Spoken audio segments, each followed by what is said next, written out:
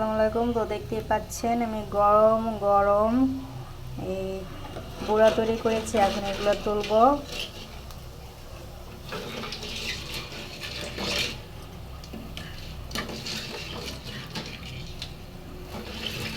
ভাই চাপি দিয়ে তোলা যে কত সহজ।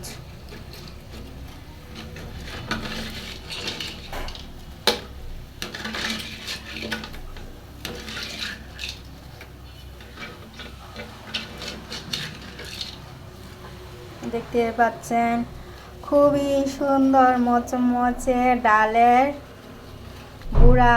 তো এখন এগুলো আমি গরম গরম ভাত দিয়ে এখন এগুলো খাবো। তো দেখতে পাচ্ছেন এখন একটু ডালটা জড়াই। তো একদিনে একটা আইটেম খাবার খাই।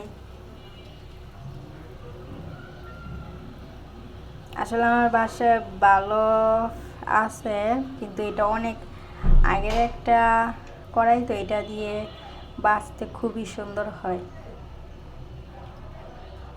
দেখতে পাচ্ছেন। আল্লাহ হাফেজ।